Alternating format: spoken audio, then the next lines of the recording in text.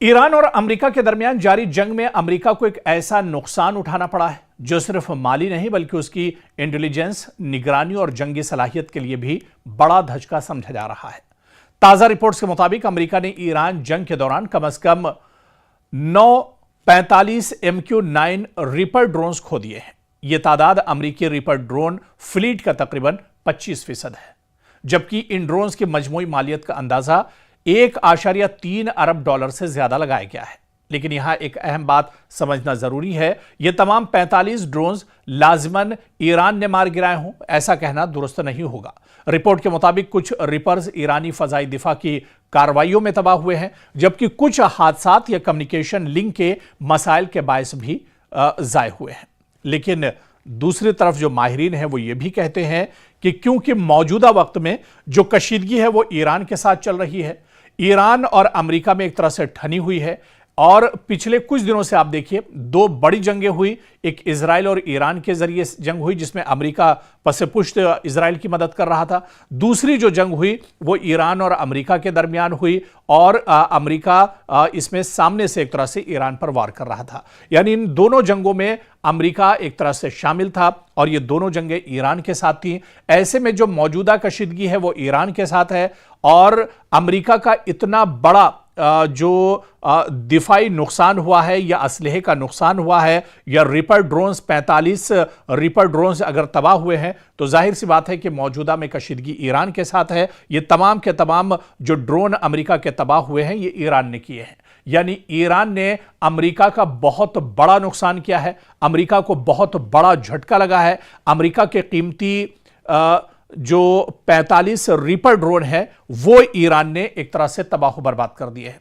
क्योंकि रीपर आम ड्रोन नहीं है। यह अमेरिका का एक अहम निगरानी और मुसल्लह हमलों के लिए इस्तेमाल होने वाला ड्रोन है। यह तवील वक्त तक फजा में रहकर निगरानी कर सकता है, अहदाफ की निशानदही कर सकता है और जरूरत पड़ने पर गाइडेड हथियार भी इस्तेमाल कर सकता है। ईरान जंग के दौरान इन ड्रोन्स को खासतौर पर अबनाए हुर्मुज और मशरिक़ वस्ता के हसास इलाकों में निगरानी और टारगेटिंग के लिए इस्तेमाल किया गया। असल बात सिर्फ 45 ड्रोन का नुकसान नहीं है, बल्कि मसला यह है कि अगर एक ऐसा ड्रोन जिसे अमेरिकी फौज जदीद निगरानी और हमलों के लिए इस्तेमाल करती है मुसलसल बड़ी तादाद में ज़ाय हो रहा है ये ड्रोन, तो इसका मतलब साफ है कि जंगी माहौल अमेरिकी ड्रोन ऑपरेशंस के लिए तवक्को से ज्यादा खतरनाक बन चुका है और ईरान बहुत आसानी से अमेरिकी जो हथियार हैं, अमेरिका के जो मिसाइल या ड्रोन है उन पर बहुत आसानी से काबू पा रहा है। और ये बताने के लिए काफी है कि अमेरिकी इंटेलिजेंस, अमेरिकी जो टेक्नोलॉजी है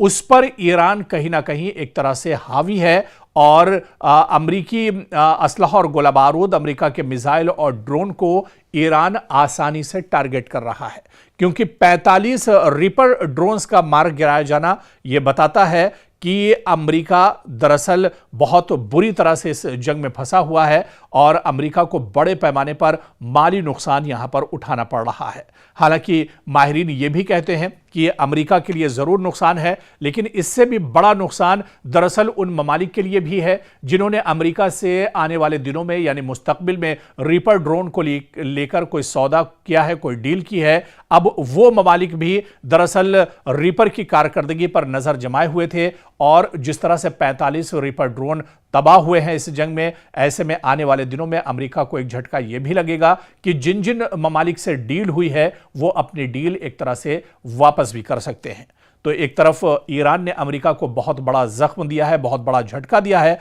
दूसरी तरफ अमेरिका के लिए एक बड़ा झटका यह भी होगा कि उसकी असलहे की जो डील है, रीपर ड्रोन्स की जो सौदेबाजी और डील है, उस पर भी अब खतरे के बादल मंडला रहे हैं।